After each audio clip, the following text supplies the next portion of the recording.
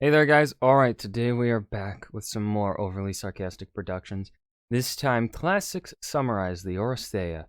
Now, I don't know if this is going to be the whole trilogy or if it's just going to be like the first tragedy of the trilogy.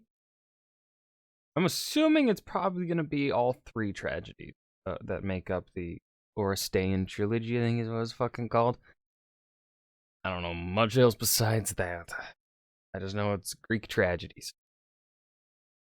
So before we dive into the video, make sure you go check out the links below in the description box. Got the link to the Discord.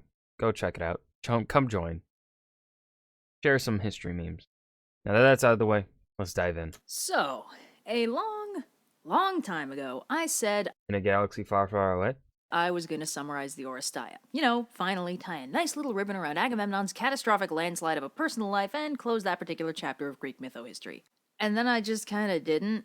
I mean, I had stuff Dude. going on, like, college and moving and not sleeping enough, and then drawing 300 frames for the Iliad video, and honestly, I just completely forgot about it. Which is a damn shame, because in hindsight, the Oresteia is one of the most interesting tragedies I've ever read, and the one with the most far-reaching mythological and political consequences. So Ooh. first of all, some context. If you've seen Yay. my video on Iphigenia, then at first I'd like to apologize for the general quality, but more specifically, you're aware that Agamemnon rather famously I don't know why I'm the bad guy here. Your mother should have known you weren't Achilles' type. sacrificed his daughter Iphigenia in order to raise the winds and set sail to the Trojan War. Perhaps unsurprisingly, You said she was getting married. Well, from a certain point of view, she's getting married to the war effort. No! the number one person most likely to be enraged by this development is Queen Clytemnestra, Agamemnon's wife and Iphigenia's mother. Fortunately for Clytemnestra, You want to kill that guy? Yes, please. Whoops, the wind's picked up. That's my cue. she has a whole 10 years to plot her revenge with her boyfriend Aegisthus, so that when Agamemnon returns triumphant from the Trojan War, Clytemnestra has a nice revenge scheme queued up and ready to go. Oh, Nice. and on the Hey, Clytemnestra. Check out what I found in Troy. Hello, new girlfriend. off chance that Agamemnon hadn't pissed her off enough yet, he also brings back a trophy concubine, the Trojan princess Cassandra, famous for being able to see the future and also for not being able to convince anyone to ever listen to her about said future. Strangely, as soon as they land, Cassandra starts yelling about how Agamemnon's about to get totally murdered, and so is she. Agamemnon's like, She's been doing this all day. And only he deserves it. women, am I right? And is promptly murdered in the bath by Clytemnestra, who also kills Cassandra. What a twist! One What a thing we do have shock. to keep in mind when we're reading this story is that in ancient Greece, murdering family was seriously not okay, regardless of the circumstances. Agamemnon got a pass for killing his daughter because the gods ordered him to, but Clytemnestra murdering Agamemnon as retaliation was considered pretty reprehensible just on principle, even though from a more modern perspective it's an almost precedented response. Now, because Yeah. she wasn't related to Agamemnon by blood, Clytemnestra gets something of a pass from the gods, but the bottom line is we're really not supposed to be rooting for her. So Aegisthus takes the Oh. throne of Argos, and part So, I'm king now, right? That's a dear. one of the Oresteia wraps up on a high note, at least if you're Clytemnestra. So like all the best stories where the appointed bad guys win at the end of Act 1, Part 2 begins with a several-year time skip, and Clytemnestra has a nightmare about giving birth to a snake. She worries that this might be an omen that the gods are angry with her for some unknown reason, so she sends her long-suffering daughter Electra, along with a posse of slave women, to offer libations on Agamemnon's grave. Now Electra is none too pleased Okay, Dad may have been a jerk, but this whole situation sucks on ice, right? Oh, definitely. Yeah, it's sad. Totally. For all who draw the sword will die by the sword. with her new evil dad or her old evil mom, and neither are any of the slaves, but they don't really have a whole lot of autonomy, so they do as Clytemnestra says. And it's a good thing, too, because when she goes to the grave, Electra meets her brother Orestes, who's been exiled from Argos for several years. He's Oh. back and ready Orestes, what are you doing here? Probably becoming a tragic hero. Oh, he's totally emo. for some sick vengeance, because Apollo's oracle told him he has to stab his mom for stabbing his dad. No. Orestes and Electra throw Dad, teach me how to kill my family and feel nothing. Give me the strength. Kill them myself. out some prayers to their dead dad, then concoct a plan to kill Clytemnestra and also Aegisthus just because. Orestes disguises himself as an ordinary traveler and heads up to the palace, and when Clytemnestra answers the door, he says that he's been sent to inform her that her son Orestes is totally dead. Clytemnestra is majorly bummed Yes. out by this, or at least she appears to be. It's kinda hard to tell with her. Anyway, she invites Orestes in, and he promptly navigates his way to Aegisthus, who, thanks to the machinations of the Greek chorus, is totally unguarded. Orestes promptly murders him, and when Ah! Clytemnestra comes charging in with an axe, he gets ready to kill her too. But then he's Oh, all balls. conflicted and junk. Suddenly, I'm horribly convicted. Oh, wow, I feel so bad for you. After all, she is his mother. Clytemnestra argues with him for a few lines, but Orestes' hype man reminds him about the Apollo thing, and Orestes makes up his mind, successfully murdering Clytemnestra. So that's cool, right? Well, you know how sometimes when you're watching Good job, detective.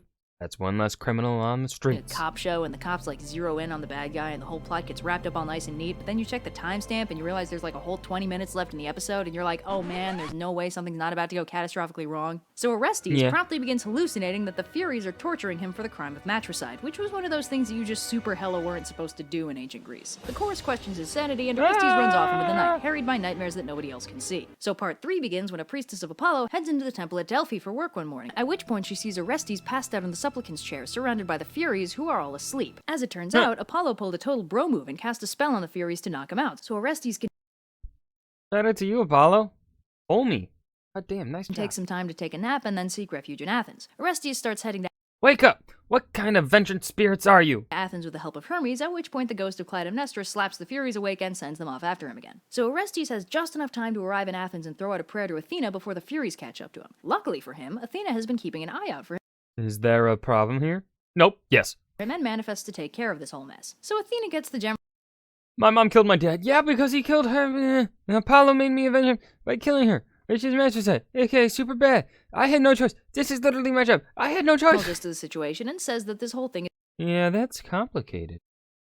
If only we had some sort of legal system instead of relying on vigilante justice. is too complicated for her to judge on her own, so it's time to establish Oh, hey! Oh, is this gonna take long? the Athenian legal system. Yeah, so as it turns out, this whole play is basically a giant excuse to explain the Athenian judiciary system. Swerve. Nice. So Athena assembles a jury of Athenian citizens and places herself as the judge, and Apollo shows up to be Orestes' defense attorney. The Furies Oh. are deeply uncomfortable with this whole prosecution business, being better equipped to enact vigilante justice rather than actual justice, but they give it the old college try anyway. Confess! So Orestes gets cross-examined by the Furies, who get him to spill that, yes, he did indeed murder his mother, but in his defense, So we're done, right? Let me finish. she had it coming, and besides, says Orestes, she wasn't really his mother. If that sounded baffling, don't I think she'd know. I believe what my client means. worry, Apollo's got you covered. See, according to Apollo, I've prepared this explanatory diagram. motherhood doesn't mean anything. It's really the father that has the true claim to parenthood, and the mother is just a walking fetus incubator. Oh, Wow, that concept has not aged very well, that's not good. No. has it?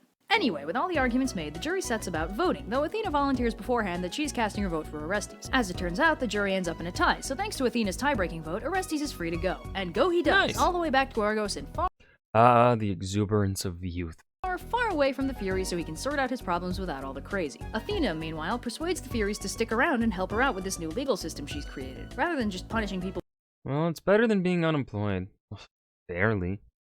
Can I keep the suit? with no regard for context. These new and improved Furies are only here to punish the bad people judged as such in a court of law. With their new role, the Furies are also given a new name and are dubbed the Eumenides, meaning the kindly ones. So, long story Oh, short, the next nice. time you're hunted down by a trio of bloodthirsty demons for the crime of intrafamilial murder or the violation of hospitality rules, make sure to request your phone call. Okay, so Thursday night. Understandable. And I'm here. So the cool thing about the Oresteia is that it's the only complete ancient Greek trilogy that we have. Wait, fucking really? The other cool thing about the Oresteia is that Orestes is basically a total victim throughout, being jerked around first by Apollo and then by the Furies. He's a tragic figure in that he has no real autonomy and ultimately suffers as a result. But he's also not dead at the end, so that's a major step up. Yeah, for Greek tragedy, yeah, sounds pretty good to me. Pretty sure Clemens, whatever, is a prototype Lady Macbeth. Yeah. This song is only sort of appropriate for the story, but whatever. It's okay. This has been an overly sarcastic production. Classic summarized the Oresteia. I hope you guys enjoyed. Remember to hit that like button and subscribe for more, and I will see you guys in the next video. Peace.